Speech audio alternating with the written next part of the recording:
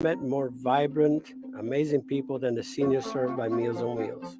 As a volunteer, you deliver a hot, nutritious meal and a friendly hello to someone just like your mother, grandfather, or next door neighbor. These seniors are inspiring people with incredible stories to share, and they love to see you. The smiles you get back are priceless. Delivering with Meals on Wheels is easy, and you don't have to drive like me for it to be quick. You can volunteer your lunch break once a week or just once a month.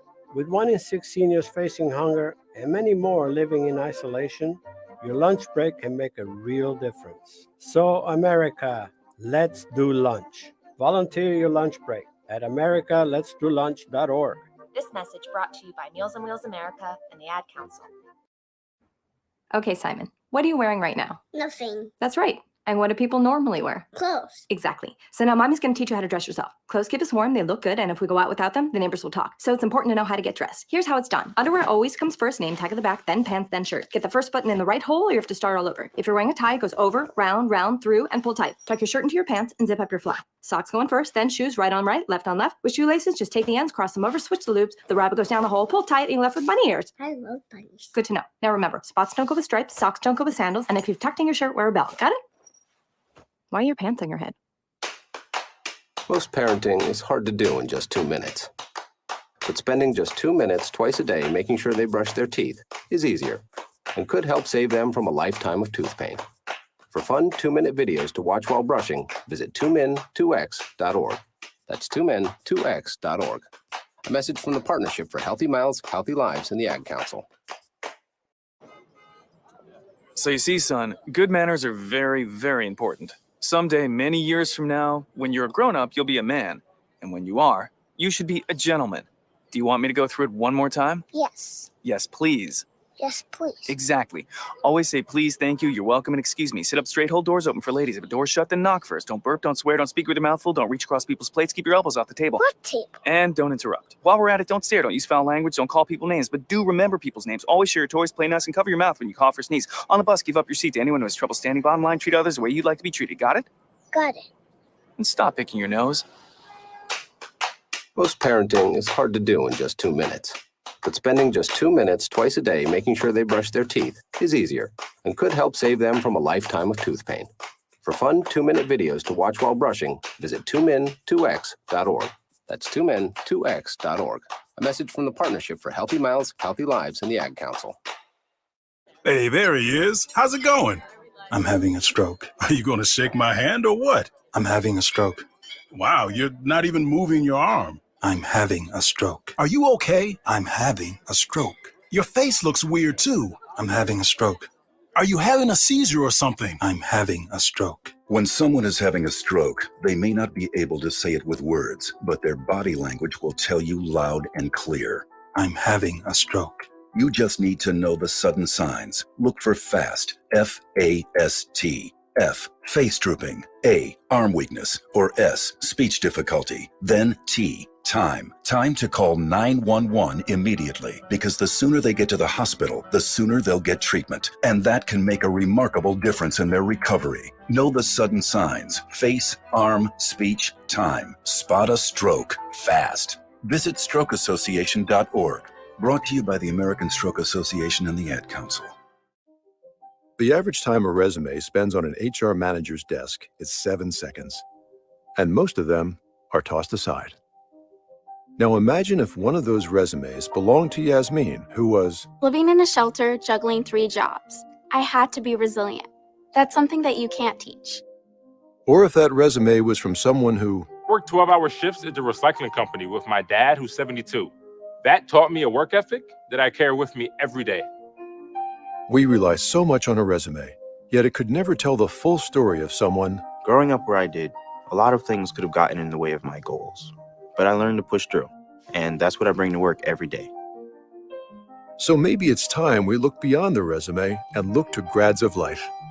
Discover new ways to develop great talent that are so much more than what's on paper at gradsoflife.org.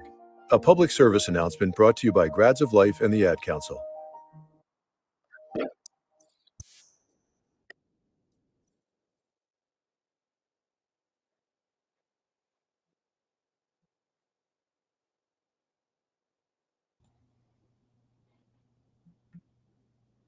We are finally back. It's been a week, ladies and gentlemen. So much going on in New York sports.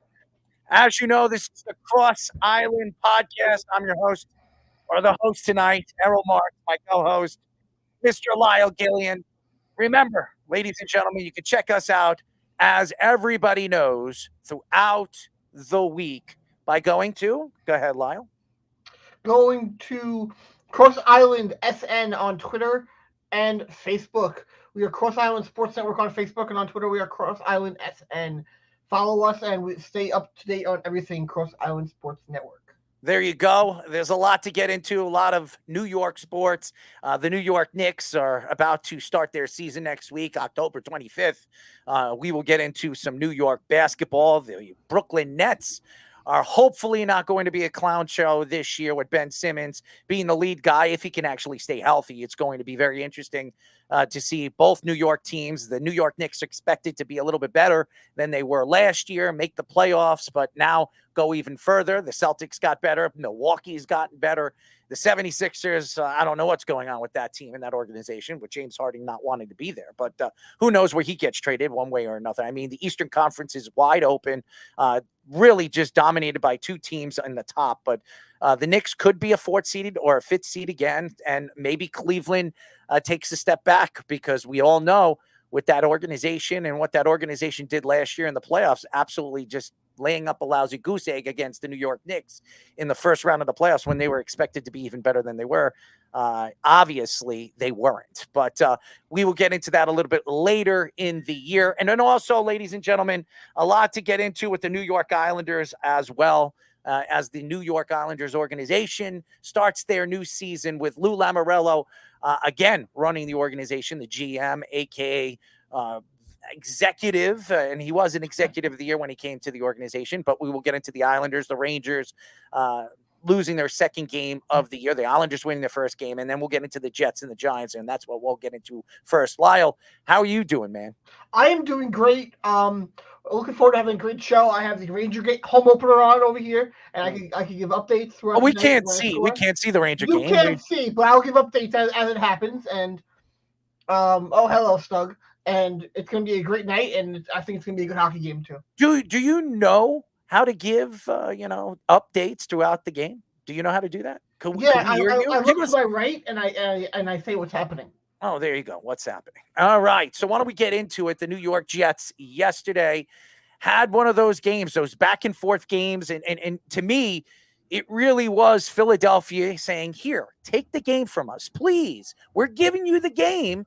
All you have to do is put the ball in the end zone. And something that the Jets had problems doing in the red zone yesterday, they went 5 times in the red zone, 5 times, and practically was handed over that final touchdown, which obviously was the game-winning touchdown of the game, because they wanted the ball back with 1 minute and 40 seconds left and give it to Jalen Hurts. And Jalen Hurts obviously didn't have one of his better games. He made a lot of mistakes, and there was a lot of thought to the New York Jets, and we will get into it, obviously, in the Sports Loudmouths tomorrow, but this is the Cross Island podcast, so we want to get into it in our way. But what really threw me off in the game, throughout the game, was the play calling early in the game. And the New York Jets over the last couple of weeks have been abysmal in the first half of the game. They decided to run the ball more than they should. And I understand that Breece Hall has been complaining over the last 2 or 3 weeks before the last 2 weeks that he wasn't getting the ball enough. He was getting 4 touches, 12 touches. He believes that if he touches the ball 20 to 25 times, he's going to open up the game offensively. And there was a lot of questions going into the game. Could they run the ball against a very good defensive line of the Philadelphia Eagles, a very young defensive line, which is run by a ton of veteran guys like Cox? So there were a lot of questions going into the game. And do you like Cox? Do I like Cox? He almost was a Jet. Oh, so, would you have liked him? Would I have liked him to play for the Jets this year? He's a veteran. I don't know if the Jets needed him. They had Quinn Williams. They added Jefferson. Woods. They didn't really need a guy like Cox. But there was a lot of questions that the Jets were interested in. He was interested in going to the Jets, being that Aaron Rodgers was there. But no, I think he's where he wanted to be. He's where that he should be. I think the Jets they were going into the game in position with the defensive line. The defensive line needed to take over the game because the secondary with DJ Reed with a concussion and obviously Sauce Gardner with a concussion and being out, and even Eccles was out with an injury as well. So I think it was a hamstring or an ankle injury. So with losing those three corners, a lot of guys that they had to bring from the practice team, guys that you probably never heard of, or guys that probably wouldn't be starting against a Philadelphia Eagle team this talented. But the Jets had to go into the game with a game plan, and I thought, Lyle, they went into the game with a game plan that could help them win. I just want to give credit to the Jets defensive line. I can't pronounce his name, who took over for Tipperman, but he covered Fletcher Cox for maybe 75 to 80% of the game. Mm-hmm. Tipperman got down and got hurt early on. He held him to no sacks, and he is probably one of the best defensive linemen in the NFL. I want to give offensive lineman. You mean? No, defensive lineman. Are you talking about the Eagles? Because you're talking about Fletcher Cox, or you're talking about the offensive lineman that was obviously being the offensive lineman that was defending against him. Is that what you're talking about? Tipperman went down early against Fletcher on the Jets, and then it was Schweitzer. Schweitzer, that's his name. Yes. I can't pronounce it. I don't like butchering names. He covered that spot for most of the night, and he had one bad play against Fletcher Cox. That was the holding in the red zone. But besides that, Fletcher Cox, you didn't hear his name almost the entire game. I felt like the offensive line up there shut him down, especially going to our backup guard. I want to give him credit. I think coming in not expecting to play. That's a different mentality in sports. When you don't expect to play and you come in, your head isn't as prepared. And he came in and he shut down one of the best defensive linemen in the NFL. Well, I wouldn't say he's one of the best defensive linemen in the NFL. He was one of the best defensive linemen. He's still up there. I don't know. He's older, and obviously with the youngsters that they have, Jalen Carter, a guy that who was a top 10 draft pick this year, and then they added obviously Davis. 32. Well, I'm sorry. He's only 32.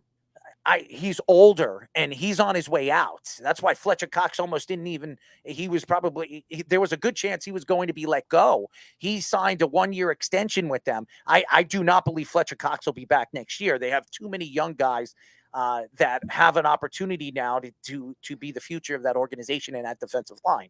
So I understand Fletcher Cox is a borderline. He could go down as a borderline Hall of Famer. We'll see how his career, matches up against some of the guys that have not been inducted into the Hall of Fame. But again, Fletcher Cox has been a very good defensive lineman in his career, one of the top ones. He's just not there anymore. I really saw the game to be left in Zach Wilson's hands. And I think Philadelphia gave Zach Wilson many, many chances of taking over the game, and he just couldn't. And that, to me, shows me where the New York Jets are at the quarterback position. As everybody heard, Aaron Rodgers was throwing the ball before the game. He looked really good. Mark Sanchez, we will get into the whole Mark Sanchez analyzing the New York Jets and the Philadelphia Eagles throughout the game, which was very interesting. I was talking with Josh Silverberg before the show and the podcast, and I said to Josh, there's a lot of questions on how Mark Sanchez was bringing out the New York Jets and the Philadelphia Eagles, meaning that I thought that he was on the Philadelphia Eagles side more than the New York Jets. To me, the Jets drafted Mark Sanchez, and he had his better career part early in his career with the New York Jets. But that's not really what I want to get into. It's the whole Zach Wilson thing. Jalen Hurts didn't have one of his better games, but he was very elusive in the pocket. The Jets have had problems with running quarterbacks, as we saw.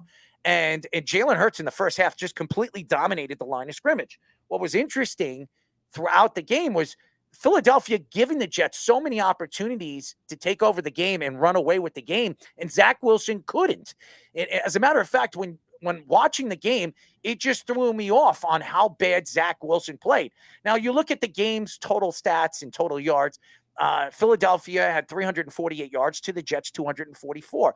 Passing yards, 268 for Philadelphia, 155 for the New York Jets. Rushing yards, and this was where the Jets dominated defensively. They stuffed the run. And that had a lot to do with the Eagles because in the second half, the Eagles decided not to run the ball. They have been very, very good throughout the season and throughout the last 2 years is splitting it up from running the ball 50% and throwing the ball 50%. Well, this game, they threw the ball more, and they made Jalen Hurts throw the ball over 40 times. And when you have a running, aka athletic quarterback who can move inside and out of the pocket and be elusive, throw the ball more than he can run, you saw the difference in the game and the mistakes that he made in the game.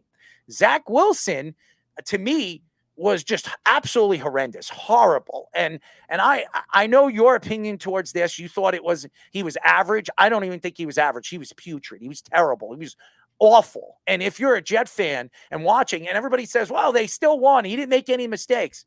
He didn't make any mistakes because he was, I don't even know what the numbers were. And I'm going to bring up the numbers as a player with his player stats. He was 19 for 33, 186 yards, 0 touchdowns, and 0 interceptions. Last week, he didn't throw a touchdown, and he threw 1 interception. So the man has not thrown a touchdown in 2 weeks, and the Jets found a way to win against 2 good football teams. Now, obviously, the Broncos are not a good team, but when you look at the talent that they have and what they expected to do this year, you would have thought that they were going to be a good football team. The Philadelphia Eagles is one of the best teams. Going into that game, they were the only undefeated team because San Francisco got knocked off by Cleveland early in the day. So Zach Wilson was putrid. See, I think that's being a little bit too harsh. He did the good things. I think everywhere outside the red zone, he was really, really good. He was getting his passes off right off the bat. He was throwing the ball quick. He was hitting his targets quick. He wasn't hesitating in the pocket. He was being decisive. The basics of what we are looking for Zach Wilson to get better with, I was happy with that. Now, if you look at what he compared him to this time last year, I think he was much, much better. That's where I'm looking at it from. Because last year, I think he doesn't have this game. I don't even think we get 12 points to have the chance to get that touchdown at the end of the game. I'm looking at how he was. I think how he played was much better than how he was. And that's why I think he was average, because he didn't do anything to hurt us. In the past, last year, I think he would have probably thrown a couple more interceptions. He would have, especially later in the game, try to get that extra touchdown, try and get down there. He would have had the habit of forcing the ball where it didn't need to be. This year, he's throwing the ball until he gets to the red zone. Yesterday, and against Denver, he was making the smart choices quicker. And that is what I think was much better and what I liked seeing. He went down the field. Now, there were 2 red zone drives, and I'm not going to count the Breece Hall one because they got down there and they let them score. So I'm not going to the first 4 we had, there were 2 of them that were caused that were taking us out of field position because of penalties. There was the holding. We were inside the 15, and we took the holding and got knocked out. And then there was the full start, and we had the other drive where we would have been inside the 15, and they called the illegal block, which was fucking bullshit. And I look at those 3 times, and that's why I don't think that those weren't really his fault that they got kicked out of field position. I think inside the red zone, the entire team needs to be better, including the coaching staff. I don't think they're calling plays that can be to Zach's strength. Against Kansas City, the first touchdown he had to Uzama, he rolled out and hit him in the corner of the end zone. You don't even see them trying that. They tried it the one time and he took the horrible sack, which was on him. As soon as he turned around, he had time to just get rid of it and throw it through the end zone. And he should have done that. And that was a flashback to the old Zach Wilson where he was deer in headlights. He has been the old Zach Wilson. I don't think his third down efficiency, he was 2 for 11. Okay. That's not good. Okay. Was that only on him? Yeah, it's on the quarterback. He has to make plays. But He he is getting. does what they tell him to do. But So Lyle, 100% on him. he's getting 4.5 seconds to throw the ball. An average quarterback gets 3.2 seconds to throw the ball. He's getting 1 more second an average a quarterback. So you say the offensive line wasn't doing anything. The offensive line was I didn't say that. time. I never said that. The way you're making it seem, you're saying he's got no time to throw the ball. I He's never got a said that ton at of all. time. I never said You're that. making it seem like that. No, He is those at fault words- when he those can't words scope the never came out field. of my mouth. Yeah, but you're making it seem like he's getting time. He's not getting it. He doesn't have No, guys no, getting no, open. no, no, There no. are guys open. Garrett Wilson was open the whole game. He couldn't get the ball to him. He's scoping down the field. He stinks. Average-wise, he stinks. He's not average. He's not okay. He's not good. He's not excellent. The guy stinks. He's the worst quarterback in the league. Mac Jones, I said on our show, on the Loudmouth last week, I said last week that Mac Jones is far worse. No, he's not. No, he's not. No, he's not. Before Mac Jones got pulled out by the Patriots, Mac Jones had been throwing more yards a game. He was throwing more touchdowns. And to me, the only thing Zach Wilson hasn't thrown is interceptions because he's too afraid to throw the ball into bad spots. So you know what he's doing? Finally, now he's just throwing it away. But he's running backwards still over and over and over again. And the Eagles, every time he did that, they were running after him. They were putting him in positions to make those mistakes. Now he figured out to throw it to the sidelines, something that he wasn't doing as a rookie. And he's getting better. No, he's not. He's not playing But better. you just said how he was getting better. Dude, he's thrown 180. All right. Listen to these stats, okay? He is 19 for 33. He's throwing 186 yards, 0 touchdowns, 0 interceptions. Do you know that last year, when he was at his hottest time, when they beat Buffalo and he beat Buffalo, he had 4 touchdowns in 3 games. Do you know that in the last 3 games that Zach Wilson has played, he's only thrown 1 touchdown? 1 touchdown. So how do you think? Why are you thinking that he is playing better? He's not. He's only not throwing interceptions. But that was his fault last year, not the coaching. That was his fault. He decided to just throw the ball down the field, and he thought that all the other players, Garrett Wilson or whoever's the wide receiver out there trying to catch the ball, should go up there and get it. Zach Wilson is a cocky kid who sits there, who likes to be in front of the camera, likes to blame other people. To me, Zach Wilson hasn't done that this year at all. No, you know why? Because he knew what happened last year. He was pulled out. They gave the job to Mike White. He matured. No, he didn't. He didn't mature. But also, the wide receivers last year did strictly say, throw it up there and let them get it and trust his wide receivers. They did say that last year. So if you're complaining about that, they did say that in a press conference. Garrett Wilson, I very much remember him saying, just throw it up there and let us get it. Up to his receivers. They said that last year. So if you're complaining about that, we don't know. Maybe they were telling him to do that. I'm complaining that Zach Wilson is just complete garbage. We've seen enough of Nathaniel Hackett coaching him on the sidelines, and I'm so tired of hearing Zach Wilson say, "Well, if it wasn't for Nate, I'm figuring things out because of Nate." What are you figuring out? You throw less yards from you did last year. You have thrown barely any touchdowns. The only thing that you haven't done is throwing interceptions because they're putting you in position not to throw an interception. Isn't that what the coaching staff should do? No, I want to see him grow as a quarterback. That's what you want to see. He's not growing. 19 for 33. But if they're putting him in positions where he could hurt the team, that's not what you want to do as a coach. You don't What want was to his longest throw yesterday? Off the top of my head, I don't know. Probably don't want to Garrett Wilson towards the end of the game. It was like 30 yards or 25 yards.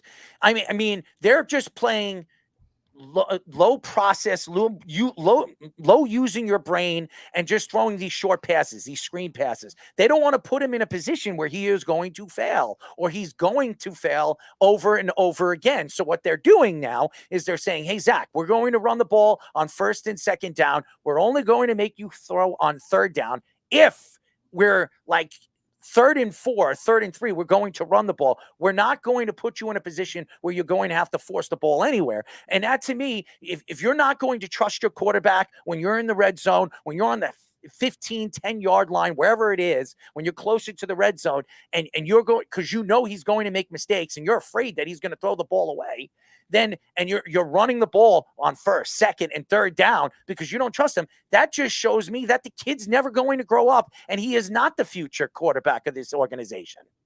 I do agree with that. They do that all the time, where like he'll have a drive and it doesn't go great, and then the next drive or two they'll just run the ball, which I don't like that they do that. That does, I feel, hurt any quarterback. I feel like that could hurt their confidence, especially when you're young, coming off of what happened last year. And if they truly do believe he's the guy of the future, they shouldn't be having those drives where they just run the ball after one possession doesn't go good, which they've done that against Denver at the beginning. They did do that against Philadelphia, but Breece Hall only had 40 yards rushing, so they couldn't get him going to open up the field for the passing game. But they couldn't do that. What they did against they did against Kansas City too, I believe. Early on, when it didn't go great, they tried just running the ball, and that is a pattern that they do. And I do agree with you there. If they want him to grow and learn, they can't do that. There's no way he's going to grow and learn, because I think he's taking steps back. The only thing that he's done right is not throwing interceptions. That's it. Everything else, a part of his game, the growth of his game, he still runs backwards. Makes no sense. He should be moving forwards. He makes these stupid, dumb mistakes. As a quarterback, you would think that he has learned it. He's been in the league for a little bit longer than we expect. I mean, he's played in over 22, 23 games as a young player. So already you would think that he would figure out, hey, you know what? I should move forward, not backwards, because I'm losing yards if I get hit. He does these stupid runs back and does stupid things, and it throws me off on why he did it. And Breece Hall, who's been a dominant force to this offense, for some reason, the Jets decide in the second half not to run the ball, make Zach throw more balls than he should. Breece Hall should be touching the ball at least 25 to 20 times a game. When you're averaging 12 carries, 39 yards, yes, he got his touchdown, and only averaging 3.2 an average. The NFL average is 3.8, so he is under the average. And until this team figures out where this running game is going, everybody's going to say, well, Philadelphia's run defense is really, really good. And that's fine. It is. And Garrett Wilson had 8 receptions for 90 yards, which it was one of his better games, but he's not getting touchdowns because Zach Wilson can't get him the ball. The only time he forced the ball to Garrett Wilson in the end zone, it was almost intercepted. So he has made a ton of mistakes in the red zone, which make no sense. This guy was one of the most accurate quarterbacks in college football when he was drafted. He is one of the worst when it comes to accuracy, especially short passes. How many times did he roll out in that game against Philadelphia, and there was a guy open in the flat, and he would throw it to the ground? He did it every single time. How do you throw it to the ground when it's a 5-yard pass, but then you're willing to step into the pocket and throw these 15, 20-yard passes, and sometimes they're right on the money? I don't understand it. I think Zach Wilson's mind is in another place, and I don't think he's any good. That's just my opinion. Like, okay, let me ask you this. If he improved in the red zone, would you then say he was good? No. Just the red zone. No. Everything else, he's not going to be able to improve knowing that we're 6 games in. I just don't see it anymore. And by the way, I want to give a shout out to Aaron Rodgers, who is not on crutches anymore. He was throwing the ball before the game. Everybody said, I think Mark Sanchez said that he looked really, really good for a guy that just had an Achilles surgery.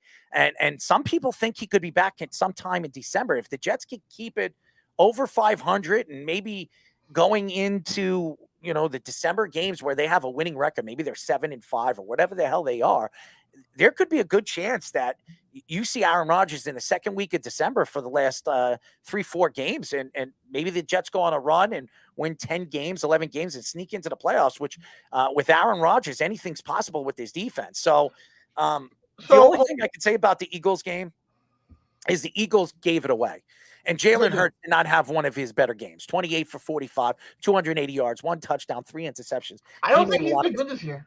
Oh, I do. I think he's fantastic. Well, I think he's good, but this year I don't think he's been as good as he can be. I think he's been fine. I think the problem right now with the Eagles is their secondary. It's not as good as it was last year. Slay is not healthy. He hasn't been in the lineup, and I think that's been a big problem right now for the Eagles. So Jets have the bye this week, and then after that they have Giants, Chargers on Monday Night Football, Raiders on Sunday Night Football, Bills, Dolphins, Falcons, and Texans, and then those are the next 7 games. I think, the two really tough games in those 7 are the Dolphins and the Bills. I think they could definitely. The Jet game against the Bills is at home on Black Friday. I think they could win that game against the Dolphins with the Jets defense. And I said it in the last episode.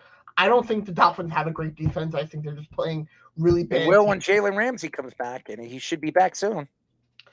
Well, we'll see. Him not playing for that long, we'll see how long it takes him to become in game shape. That might take a couple weeks, depending on when he comes back.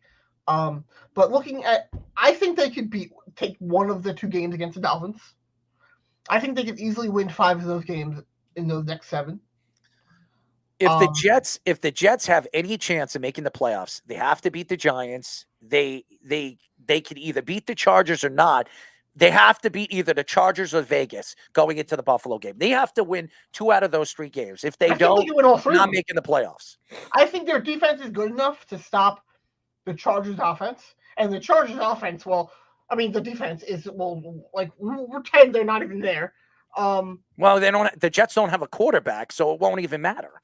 Because Justin Herbert is that much better than Zach Wilson. But they have Breece Hall. Yeah. And they have Austin Eckler. But the Jets, I'm saying the Jets defense. The Jets have had problems against fast running backs. They have, and mobile quarterbacks. Yep, and the only reason why the Eagles lost that game is they stopped running the ball with Swift. If they ran the ball with Swift like they did earlier, Swift had that touchdown, I think the Jets probably lose the game. I think it was bad play calling by the Eagles and practically gave the game away. That's just my opinion, as far as I'm concerned. That's the reason why the Jets won. Mistakes by the Eagles, because the Eagles were the better team on the field. There was no question. Defensively, it was back and forth. The Eagles played very good defensively. I think they had 5 sacks in the game. They were dominating the line of scrimmage when they were on the field. It really wasn't one defense better than the other. Both defenses played very well. It just so happens the Jets, at the end of the game, Adams made the play that changed the game. And that's the only reason why the Jets won. It had nothing to do with the Jets offense, because the offense was putrid. It was horrible. So, and that had a lot to do with Zach Wilson. That's all I'm going to say about the Jets game. If you want to hear more about the Jets game, listen to the Sports Loudmouth tomorrow, because I think I'll get into more depth about the Jets game. And obviously, I know you'll be listening to it. The Giants game. What were your thoughts about the Giants game? I think that was one that could have gotten away. I really wanted them to win that game. And I think it's weird, I think they are still where they were, even if Daniel Jones plays that game. Tyrod Taylor, he had good stats. I'll bring up the exact numbers right now. Now Google wants to be stupid. It's all right. To me, what really I think Tyrod Taylor did a good job in that game for what he can do with that offense. They have no offensive line. They're on their 3rd strings. They have absolutely nobody to throw the ball to. And that's the only thing, benefit-wise, I think they should start Tyrod Taylor over Daniel Jones, because I'm not a fan of Daniel Jones. But Tyrod Taylor, I think he's a better mobile quarterback than Daniel Jones. I disagree. I'm not a fan of Daniel Jones at all. I'm a fan of Daniel Jones. I don't understand that. I think he's terrible. I have always thought he was terrible. I cannot sit there and think that anything about him is good. I think the only reason he had a somewhat okay year last year was because of Daboll, and I don't think that he is a guy that is going to be the long-term starter for the New York Giants.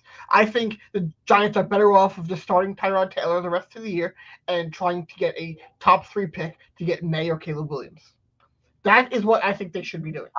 First of all, I don't think the Giants are going to draft a quarterback in this coming draft. I think they'll wait another year. There's a lot of really good quarterbacks. Daniel Jones is still under contract for another year where they can opt out after that. So Daniel Jones is coming back next year, and he is the starting quarterback. But Tyrod Taylor will play well. They could draft a quarterback, leave Daniel Jones in, and then say, "Hey, see what Daniel Jones is doing? Don't do that." And then they're good. First of all, Daniel Jones has done very, very well for the Giants. Here's the problem: he hasn't had Saquon Barkley for the last 3 weeks. Tyrod Taylor did. Now everybody's going to say, "Well, what did Saquon Barkley do yesterday?" He didn't do much, but here's the thing: when you have him on the field, you have to account for him, and that opens up the offense, which it did for Tyrod Taylor. Which you saw the passing with the and guys actually started catching the ball. As a matter of fact, I was very impressed with some of the things that I saw. Darius Slayton had his best game of the year, 4 receptions, 69 yards. Wan'Dale Robinson made some catches, 8 receptions, 62 yards. Darren Waller, 5 receptions, 43 yards. Jalen Hyatt actually caught the ball, 3 receptions, 21 yards. To me, it was different. And by the way, Saquon still ran the ball 24 times and had 93 yards. When you give Saquon Barkley the ball and you have a guy that can dominate the line of scrimmage offensively like Saquon, it opens up possibilities for the wide receivers to get open. That's something they haven't had for the last couple of weeks. Are you going to blame Daniel Jones because they didn't have the weapons? No, I'm not going to say that. And by the way, Josh Allen had one of his worst games, and that had a lot to do with the Giants defense. The Giants defense played very, very well, especially in the second half. They shut Josh Allen down, and Josh Allen couldn't really do anything. He was 19 for 30, 169 yards, 2 touchdowns, and he had 1 interception. I think Josh Allen in every single game, except I think 1, he's thrown an interception. He hasn't been as accurate as he's been over the last couple of years. Maybe it's his dating situation with whoever he's dating now. Who knows? I think his mind's not in the game. And this defense for the Buffalo Bills, even though they didn't give up much to the Giants, their defense gave up a lot of big plays. And Von Miller coming back, he doesn't look the same. Losing certain defensive players like White and lost a couple linebackers. I don't know how good this defense is going to be when they're under pressure. I will say this: James Cook has looked very, very good this year. 14 carries, 71 yards, 5.1 a carry. He's been very good. He's been better than his brother Dalvin, who's playing for the Jets, who is, to me, last year was one of the top 6 running backs in the league. He's been awful this year. Yeah, because obviously he didn't have a preseason. Obviously, that's part of it. Yes. No OTAs, and Dalvin Cook will play somewhere else next year, and he'll be fine. I just think who's really on my shit list, and I don't want to go backwards and go to the Jets, but if we're talking about, and it could be coaching could be put in a situation that he shouldn't be in, but every goddamn game, a pass hits Michael Carter in the fucking hands, and he drops it, and every single time, it's a pass that he could have gotten big yards. Every fucking game that's happened. And I'm tired of seeing that. You talking about the Jets, Michael Carter running back? Yes. Every game that has happened. This is Michael Carter's last year. The Jets are not bringing him back because they have Israel, who they drafted, who got injured in the preseason game. He's probably the second option right behind Brees. Dalvin will not be back next year. Obviously, Michael Carter won't be back next year. So they have 2 young running backs in Brees Hall and this kid, Israel. I can't pronounce his last name, but he's going to be special. He's going to be the speed demon in the backfield. Brees Hall is a speed demon, but he's more of a power back than he is a speed demon on the outside. This guy, Israel, is more of a speed demon on the outside, like a Tony Pollard, that type of guy. So, but going back into the... is he a receiving back? I'm sorry? I'm not familiar. I think he is, yes. That's really what I think the Jets are missing is a very good receiving back. No, they have one. I think that kid is going to be very good. I'm going to take it. I don't follow college much, so if you say that, then He's good, and I watched a lot of him. I heard what they said about him in the preseason. I've seen what he did in the preseason. I think he had like 2 or 3 touchdowns before he got hurt in the preseason, so he looked really, really good. They brought Dalvin Cook in because why not? This guy was, to me, one of the best backs in the league, and to add him to have a duo like a dual threat like Brees Hall and Dalvin Cook, who was better than that. So That's the way the Jets looked at it. It just hasn't worked out that way. But Stephon Diggs had a pretty good game, 10 receptions, 100 yards, but no touchdowns. Gabe Davis didn't have one of those games. The last 2-3 weeks, Gabe Davis has looked good. Well, against the Giants, 3 for 17. That's not going to get it done. So there was nothing that really scared the Giants. The defense played very, very well. I was very impressed with the Giants defense. The Giants defense dominated the line of scrimmage, absolutely dominated. And the guy, if I can pronounce this right, Bobby O'Greek, who is fantastic. The guy had 8 tackles, 3 assistant tackles. So he was hitting people all over the field. He was the best player on the field throughout the game. I was very impressed with him. Even Leonard Williams made some plays, something that we haven't seen over the last couple of weeks. Overpaid, overpriced defensive linemen. So I was very impressed with the defense of the New York Giants after really the week before getting dominated by the Miami Dolphins. So I want your opinion on the misholding call that happened against the Giants. Okay. I thought it was horrible, but I think it should have been 100% called because, I know that within 5 yards they allow contact, but he held him the entire route. Honestly, the Giants got robbed in that game. They did. Buffalo shouldn't have won that game. It should have been they should have had at least 2 chances on the 1 yard line. Shame on the refs and really shame on the Giants on the play calling. I don't know what Daboll was doing on the 1 yard line. You had 2 or 3 seconds. I would have, if I were them, I would have done a trick play. I would have used Hyatt, maybe a pitch right in the back or something like that. Trick the Buffalo Bills because they knew what you were doing. They knew you were going to use Saquon Barkley. You were going to do that kind of thing, or you were going to quarterback sneak with Tyrod Taylor. You have to trick top defenses in the league. They did not do that. And that's why they forced the ball on a throw by Tyrod Taylor.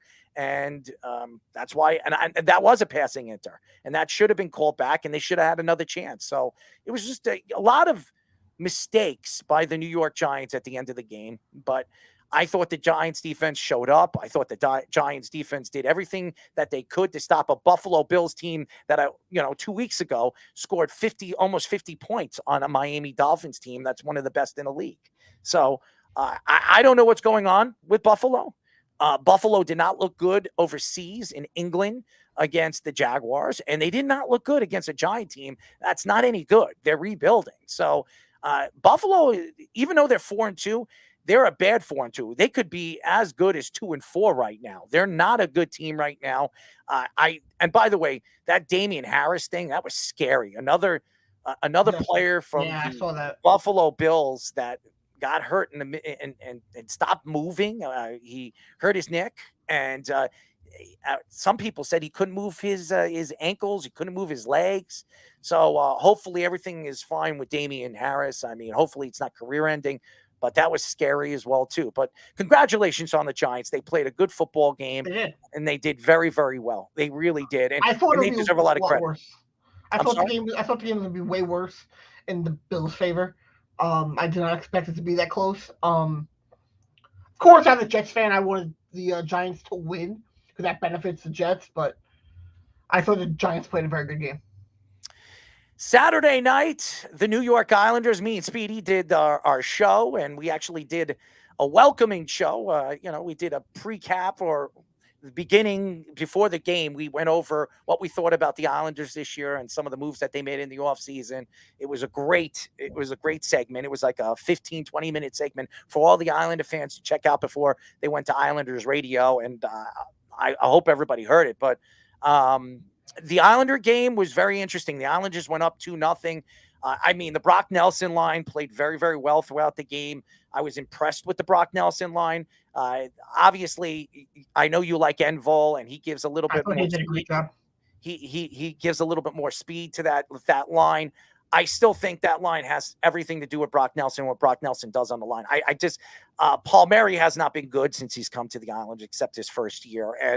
And to me, Engvall, he was overpaid by the Islanders, giving him a 7-year extension. But hey, if he gives them the speed and he gives them, those kind of breaks, then maybe he was a good addition to the New York Islanders in the offseason when it comes to contracts. Sorokin didn't have one of those big games. He played well, but not that top end goaltending that we saw last year, which made him, I believe, the best goalie in the league. But he has to play better because the Islanders need to shut down these teams. They need to keep the goals at a bare minimum because the Islanders are not going to score. They can't put the puck in the net on the power play. They're absolutely horrendous. They had 3 power plays. And by the way, if I'm not mistaken, I don't even think Buffalo had a power play in the game. They did for like 40 seconds. All right, so they had 1 power play in the game, and the Islanders couldn't. They had 3 full power plays practically, and they couldn't put the puck in the net. That's, to me, is alarming because that's something that the Islanders were working on in the offseason.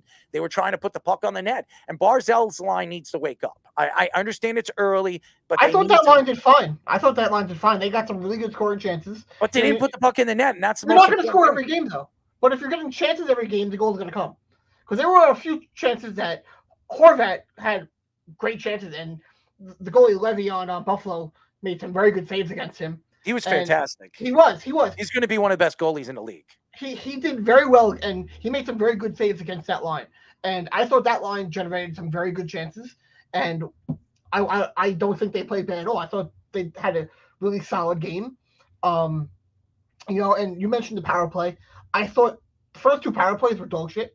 And the third one, they didn't score on it, but they generated chances. And that's the thing. You expect to not score on every power play. You're not going to go out there and score on every single time. But you should expect to have scoring opportunities on every power play.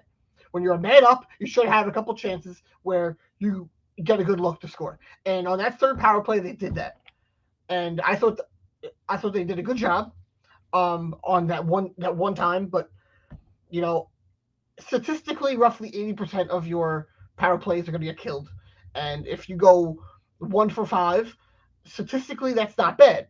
And I thought that 1 power play, they got chances. Besides that, they killed themselves. They would start getting the cycle going, and they would send the puck out of. It should worry you that Anders Lee's line, who he's a third line guy now, he's making over $8 million or $9 million a year. He's the captain of your team, and that line is just putrid. It's a terrible line, and to me, that line is not going to be able to put the puck in the net. JP Pajot, I think, is on that line with Anders Lee, and who's the other guy on the other? Fashing, I think, is on the other line.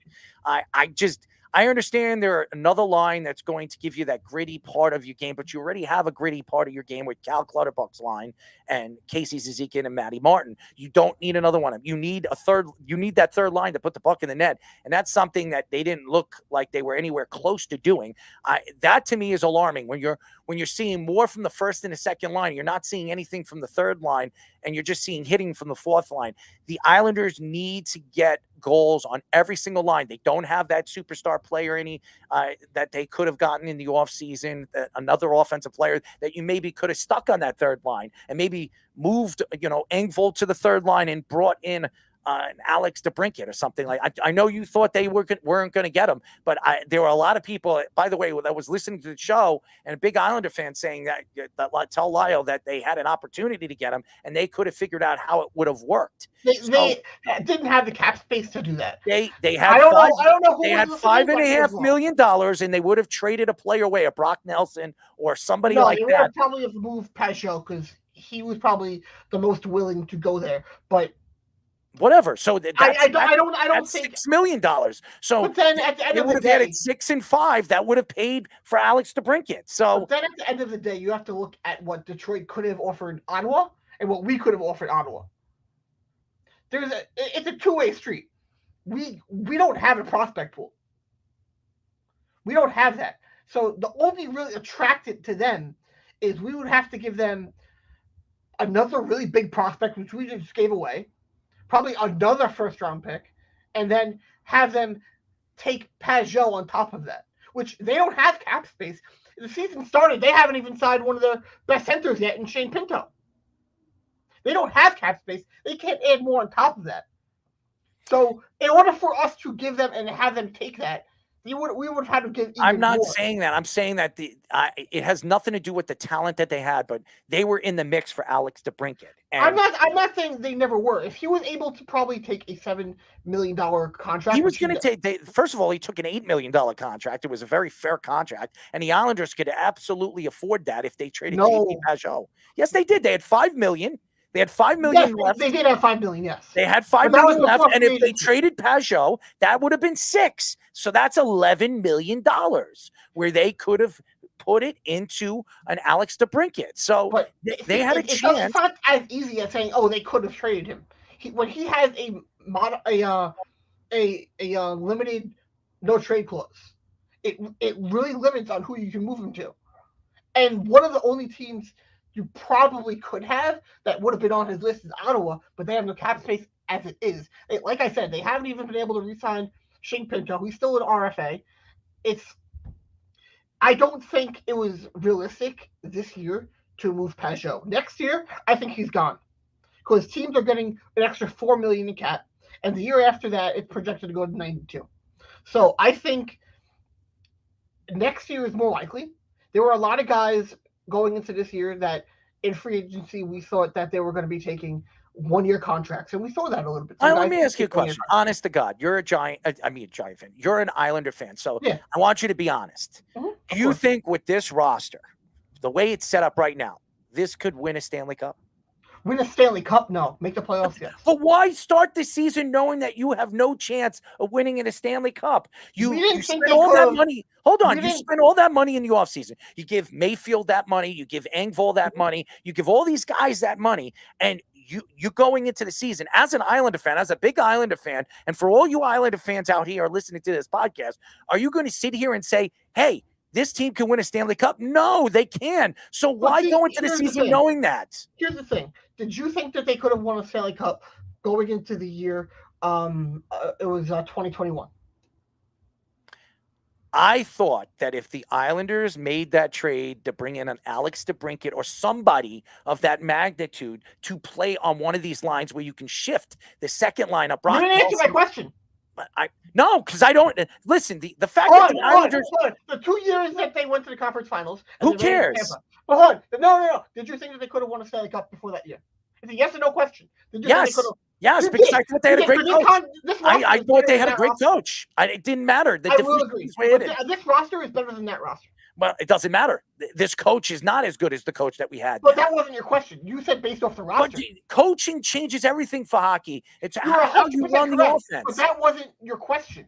My question right now is, it's not even a question. My answer to what you're saying right now is going into a season, the Islanders had great defense because they knew Barry Trotz was going to get this defense to play at the top of the game. They had great goaltending because Sorokin was here and they had Varlamov and they had a two-headed monster. Now you're going into this season. You gave Varlamov the 4-year extension, overpaid him.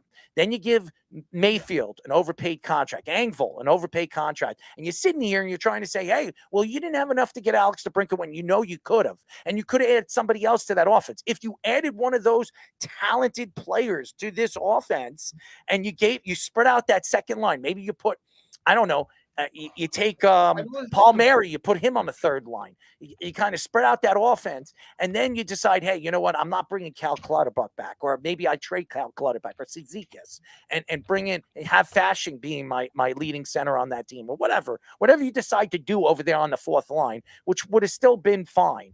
And then spread it out, and you bring in an Alex DeBrincat on the second line. That to me gives you more of an opportunity where, yeah, I think that this team, if everything works out the right way with the goaltending, yeah, they can win a Stanley Cup. They don't have that other superstar guy playing on that second line. And don't say Brock Nelson, because Brock Nelson can't do it by himself. All I'm going to say is, now, you look going into the year that they, both years that they went to the conference finals, they were not good towards the end of the year. And absolutely zero Islander fans or anybody in general that watched hockey thought they could have gotten out of the first round. In the NHL, it's all about when you get hot. Now, I will agree the difference of those teams was Barry Trotz. I'm not the biggest fan of Lambert, but I do think this is a better roster than Barry Trotz had. And I think if Barry Trotz had this roster against Tampa, I think they could have won. Now, what I will say is it all depends on who gets hot at the right time. Happens all the time. Happens like that. Vegas went to won the conference finals their first year when no one expected that. They got hot. You had St. Louis get hot and win the cup. You had LA Kings did it twice. You had Montreal get hot and they went to the cup finals. They beat some very good teams. Those teams had good offenses, Lyle. They don't have that. No, Montreal did not have a good offense. They just got hot. Same thing with St. Louis back then.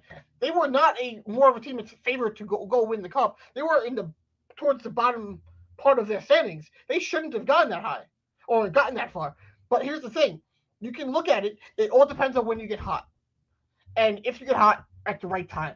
You think that this team's going to get hot the I'm way not saying they they play? could. They can't I never play. said They they can't put the will. puck in the net. I never said they will. I said they almost lost that game. They almost lost that game. They should have dominated. They were up 2-0. They let Buffalo come right back, and going into the third period, they got lucky with the last 5 minutes of the game, putting that puck in the net. They were very, very, I think it was Pellick that put the puck in the net. They were so lucky they won that game, okay? Because if it went to overtime, the Islanders last year, they were not good in overtime. So I don't remember disagree. that record off the top of my head. No, they weren't good in overtime last year. I know off the top of my head they weren't. And they were one of the worst. As a matter of fact, they barely went to shootouts because they lost in overtime all the time. Yeah, they've been really bad this year the last few years. I know that. And that's because of really talent, offensive talent, which they don't have. Now let's finish up with the Rangers. Okay, I know a lot of Ranger fans sitting here today losing that game against the Blue Jackets. I think the Blue Jackets are a very good team. Okay, I really, really do. And I know a lot of people thought going into this game, being that they just completely dominated the Buffalo Sabres. And right now, teams should dominate the Buffalo. Get it while you can and beat them while you can, because I think Buffalo is going to start figuring things out. When they start figuring things out, they're going to be hard to beat. So they have great goaltending. Levi is going to figure it out. I think their speed, I mean, they've got tremendous. Thompson's a beast. I mean, they have a lot of talent over there. And by the way, congratulations to Kyle Oposo, who's the new captain of the Buffalo Sabres. So I love Kyle. I remember him as a Islander. He was drafted by the Islanders. I love the kid, and I think he's a great leader. And that's something that, when I met Kyle years and years ago, he was nothing but very, very nice. And he was a great Islander. So congratulations to Kyle Oposo. But going back into the Ranger game, what is interesting about the New York Rangers is Kreider's getting hot already early in the season. I think he has 3 goals, but nobody else. I mean, they're putting the puck in the net, and even in game number 1, you saw Lafreniere get involved. There's just something. I'm sorry? He scored today. It's 1-0 Rangers right now. All right, so he's going to, and that might help. I mean, Peter Laviolette could help the youngsters because he helped everywhere he went. Even in Philadelphia, he was helping the young guys develop. But the veteran players are not playing well. I mean, Kreider, again, I think he has 3 goals. Panarin's getting the assists, and so is Adam Fox. But they're not playing defense. They're having problems on the defensive side of the puck. And Shesterkin against the Columbus Blue Jackets did not look good. No, he did not. But I'm going to be fair to him. 3 of those goals were traffic in front of the net. The Rangers defense has to do better and can't let them just plant right in front of your goal. When you have, and I'm going to say this, 26 shots, 26 shots in the game, and you give up 5 goals, no matter if you have 21. traffic in front, it was 21 that's not shots good. ahead. I mean, his save percentage was .762 in the game. No, that's true. But you can't allow guys in the NHL to screen your goalie and just stand there. You have to do something and move and clear the front of the net. You can't allow that. And 3 of those goals were traffic in front of the net, a couple deflections. I'm not going to blame Shesterkin for that. That's not on him. His defense has to be better in front of him and give him a clear side of the puck. I think what was interesting about that game is really the way Peter Laviolette is running his lines and putting his lines out there. I think the Rangers are very, very fast, but he's putting a lot of the fast guys on the top lines, and on the bottom feeding lines, he puts a lot of the rough guys. And to me, if you notice with Peter Laviolette, he's using more of the 3rd and 4th lines in the 3rd period, which is interesting. That's something that obviously the Rangers haven't done in a very, very long time. And I think that the Rangers have some, enforcers on this team, something that they haven't had. Adding Blake Wheeler, a guy that is 6'6" and 230 pounds, 220 pounds on skates, a guy that can hit.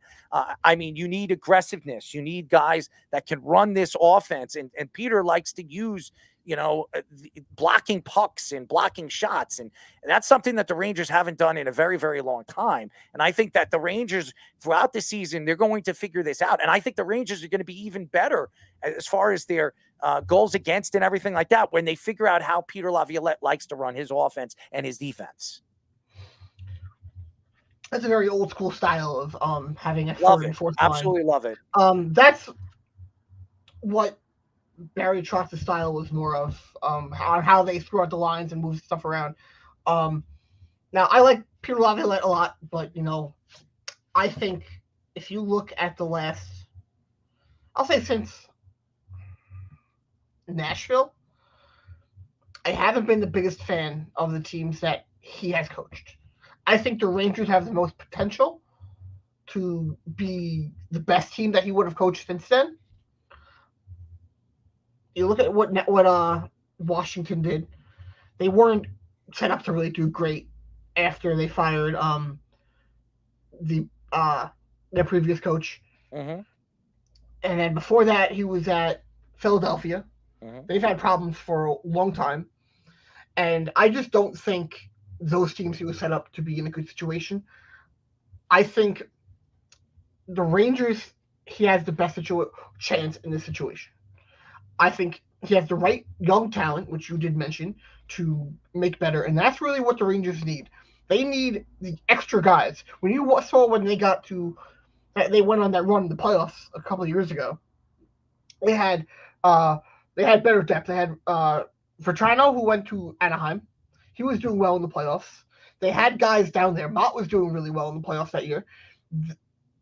And then they kind of didn't have the cap space to keep some of that depth last year, and that hurt them. Now, if you look this year, they need Lafreniere. They need Kakko. They need their young guys to take that step, which he is very, very good at. I will say no. Who was he at before Washington?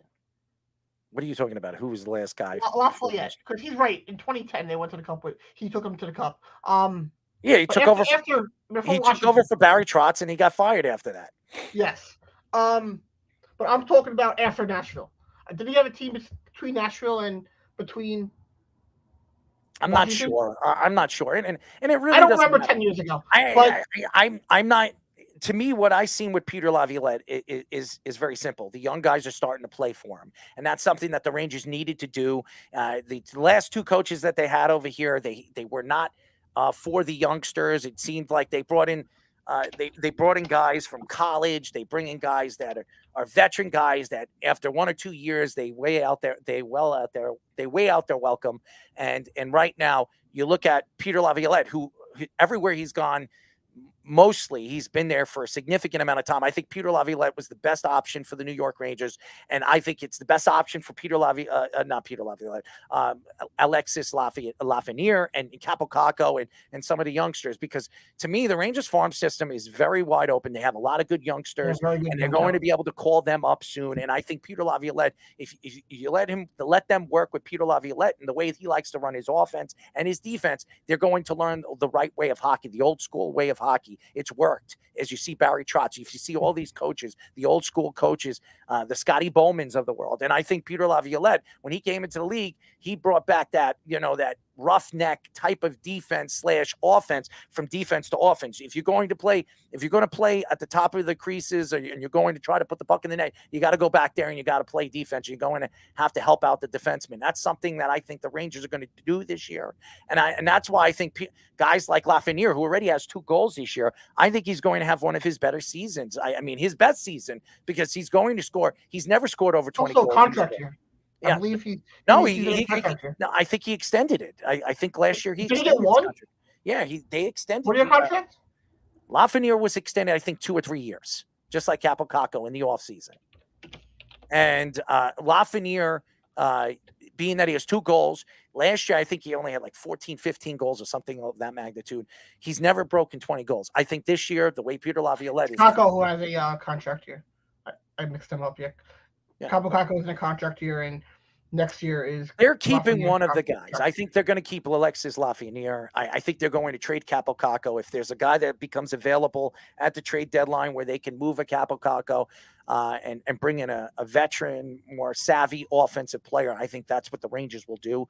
They're not going to bring Capo Caco back. But I do believe Alexis Lafreniere is going to have a better season this year because I think Peter Laviolette is going to work with the kid and make sure that the kid understands how to run his offense. That's something. And by the way, they have to get Zibanejad and more involved in this offense because 3 assists for a guy that's we've been in 2 games, and everybody's going to say, well, he's got 3 points. Assists are great, but the Rangers need to spread out their offense, and they can't depend on Chris Kreider scoring for that line. They need to add more firepower to that offensive that number 1 line. And to me, they have maybe spread out that offense and that talent. Probably the one thing I'm not worried about with the New York Rangers is Mika Zibanejad scoring. He will score. He will be fine. I don't know. The year before, not last year, but the year before, he had problems scoring. And in the second half last year, at some points, for like 2 weeks, he couldn't put the puck in the net. He definitely did not have issues scoring the last few years. I'm sorry? He definitely did not have issues scoring.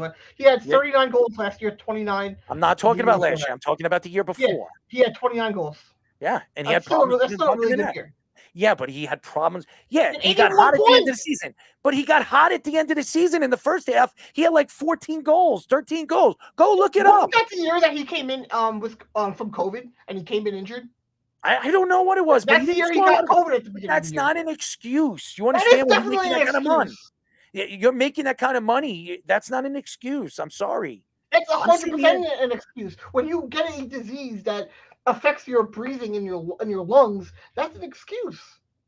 Honestly, you're a professional hockey player, and you're going to go out there and you'll put. And that wasn't the only reason why he wasn't playing well. Let's be honest; he was not playing well that year, and he didn't have the season that he had last year, which was a better season. He played very well. He was the best player for the Rangers last year, even with Panarin. And then when he went on the run in the playoffs, he had 24 points in 20 games, 10 goals, 14 assists. I'm not saying anything about his playoff play.